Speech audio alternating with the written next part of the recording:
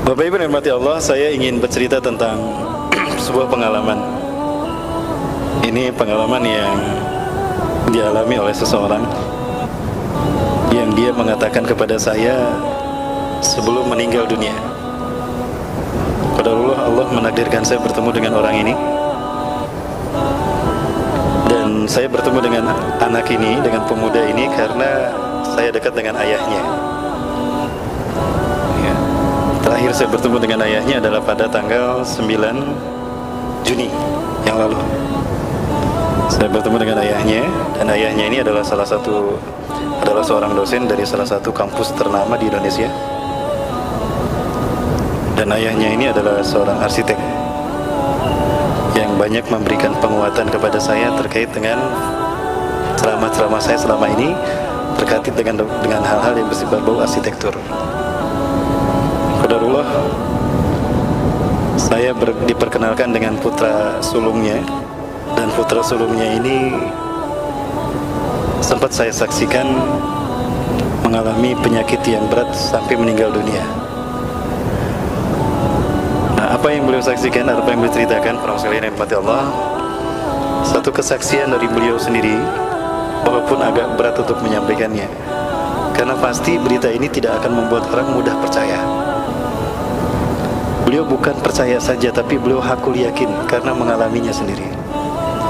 Terkait dengan putra sulungnya yang berinisial N. Satu peristiwa besar terjadi kepada putra sulungnya yang berinisial N ini. Ketika N ini sekolah di sebuah pesantren terkenal di kota Bandung. Saat itu kelas 10. Artinya baru tahun pertama N berada di sekolah itu. Suatu saat N ini berkunjung ke rumah A. A ini adalah temannya N. Ketika berkunjung ke rumahnya A, di rumahnya si A sudah ada si X. Nah, si X ini adalah anggota dari sekte penyembah Dajjal. Sekali lagi Bapak Ibu, ya, cerita ini terkait dengan keberadaan sekte penyembah Dajjal yang ada di kota Bandung. Nah, kemudian si X ini melakukan berbagai macam atraksi yang membuat kagum si A dan si N. Salah satu atraksi yang diperlihatkan, si X ini memperlihatkan saku bajunya yang kosong. Dia perlihatkan satu bajunya yang kosong. Lalu dia keluarkan kedua tangannya, lalu dia berbicara, sekarang akan saya keluarkan uang dari saku saya yang tadi kalian lihat kosong. Lalu dia memasukkan kedua tangannya, dia menggerak-gerakkan kedua tangannya di saku yang kosong tadi, maka dia keluarkan tangannya yang sudah menggenggam uang sejumlah 2 juta rupiah dalam potongan 50 ribuan, yang mana uang tadi sudah dibentuk sedemikian rupa berbentuk segitiga. Lalu si X berkata kepada keduanya, saya bisa membawa sebuah motor untuk kalian, plus diantar oleh pemiliknya langsung, jika kalian mau. Ya. Namun si A dan si N saat itu tidak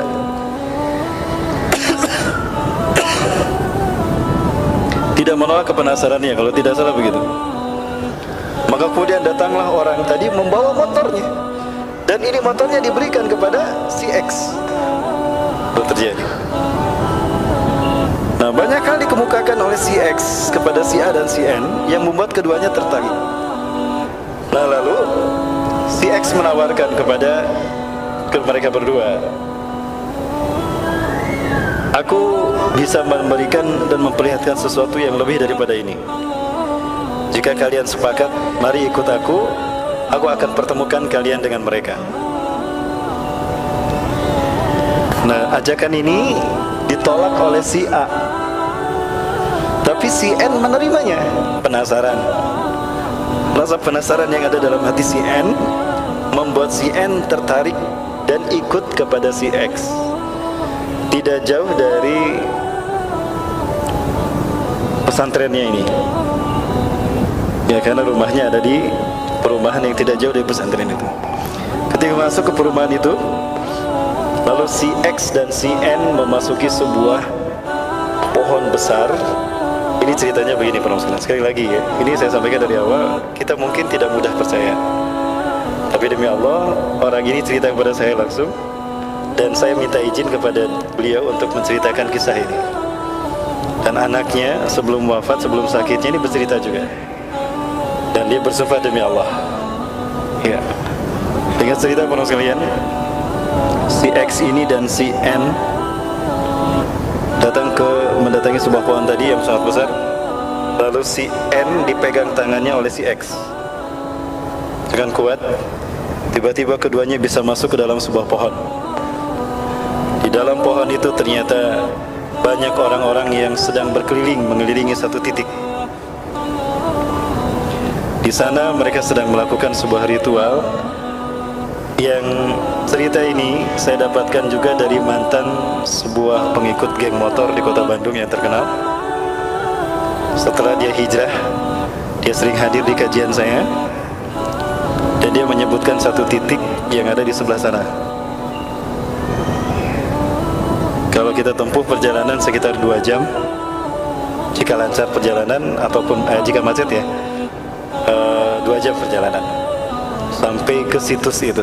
Nah, di situs itu si teman saya ini, teman kita yang hijrah ini bercerita ritual yang sama dengan apa yang disaksikan oleh N setelah masuk ke dalam pohon itu. Tiba-tiba tempatnya luas. Di tempat itulah dia bisa melihat siapapun, termasuk melihat sosok yang bermata satu. Cerita si N ini kepada ayahnya. Ayahnya berkata, "Kamu tidak berbohong kan? Demi Allah ayah, dengan perasaan takut dan saya korbankan hidup saya, jiwa saya ceritakan ini kepada ayah. Demi Allah, sungguh-sungguh ayah, saya bercerita ini, dan inilah yang menyebabkan saya seperti ini." Bayangkan Bapak Ibu, ketika si N berada di pesantren sekalipun, tidak lantas dia selamat dari propaganda aliran-aliran sesat seperti ini, yang notabene terkait dengan fitnah Dajjal, yang intinya ingin menyesatkan manusia dari tauhid, dari siratal mustaqim.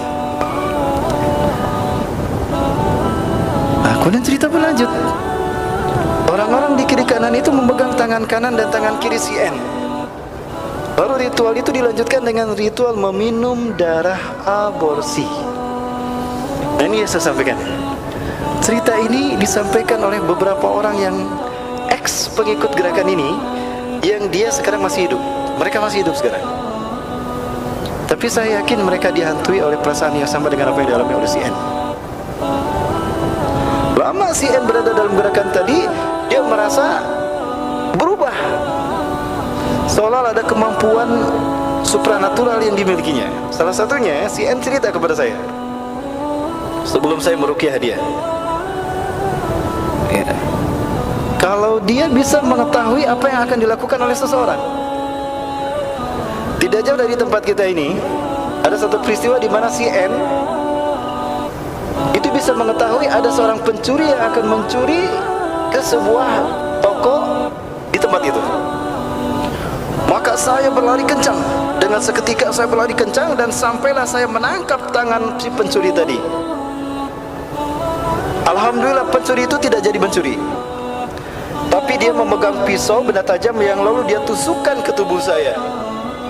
Saya kaget ketika saya menyaksikan tubuh saya kebal, tidak terkena, walaupun ditusuk, tapi tusukan itu tidak mempan. Menusuk ke perut saya, tapi dia dicabut kemudian normal kembali. Saya tidak percaya dengan apa yang saya alami, tapi itu yang terjadi. Maka dalam waktu singkat si pencuri ini berjongkok dan meminta ampun kepada saya, kata si N. Orang-orang menyaksikan peristiwa itu, maka si N menyuruh pencuri tadi pergi. Lama berada di kelompok ini, si N gelisah dan dia merasakan tidak nyaman karena selalu dibuntuti. Hingga akhirnya si N meminta ingin keluar dari kelompok atau dari sekte ini. Dia berkata kepada jin yang selalu mengikutinya bahwa saya akan keluar dari kelompok ini, termasuk kepada si X. Lalu si X berkata, kamu tidak bisa keluar dari sekte ini kecuali kamu akan dibunuh oleh pengikut dari sekte ini. Apapun resikonya, saya akan tetap keluar. Kamu bisa keluar tanpa dibunuh. Bagaimana caranya? Pakai kalung salib ini. Maka dipakailah kalung salib tadi, dan dia menyatakan keluar dari kelompok tadi. Lalu Bapak sekalian, kalung salib ini pun dipakai ketika si N ini sekolah di pesantren itu. Terjadilah peristiwa yang membuat dia ketahuan. Apa peristiwanya? Ketika satu pelajaran tertentu, ya apakah pelajaran olahraga, kalau tidak salah pelajaran olahraga saat itu, salibnya keluar. Dan ketika salibnya keluar, ustadznya kaget menyaksikan si N menggunakan salib. Allahu Akbar. Apa yang kamu lakukan? Sini, ini kalung apa? Ini kalung salib. Si N kaget ketika ketahuan dia memakai kalung salib. Maka dipanggil orang tuanya, dan itu dianggap sebagai sebuah kenakalan. Nah, orang tuanya ini adalah teman saya, yang tadi dikatakan dosen salah satu universitas ternama di kota Bandung, dan ini seorang arsitek. Maka diperingatkan dan dikasih teguran, si N masih bisa sekolah di pesantren ini. Ringkas cerita, si N ini mengalami sakit parah. Di sela-sela sakit parahnya inilah dia terus terang kepada ayahnya tentang apa yang terjadi. Ketika dia terus terang, dia takut merundukkan pandangannya. Kenapa? Ada sesuatu mengawasi saya. Sesuatu mengawasi saya di jendela. Takut seekor kelelawar besar. Ayahnya ketika melihat, aku tidak melihat apapun, kata ayahnya. Tapi saat itu ayahnya cerita bahwa di situ merasakan aura yang tidak sedap di ruangan itu. Maka aku, kata ayahnya, maka saya memegang ubun-ubun anakku ini dan aku meruqyahnya. Aku membaca ayat kursi dan triko, Qul huwallahu ahad, Qul a'udzu birabbil falaq, dan Qul a'udzu birabbin nas. Alhamdulillah dia bisa kembali tenang. Lalu dia cerita, dan inilah yang dia ceritakan Bapak Ibu. Kisah kalau dia pernah mengikuti sekte penyembah Dajjal yang kerap kali melakukan ritual rutin, yang satu ritualnya adalah meminum darah aborsi. Yang cerita seperti ini bukan satu orang, kepada saya pribadi, demi Allah. Dan saya bisa mempertemukan Bapak dengan orang lain yang sempat bercerita pada saya.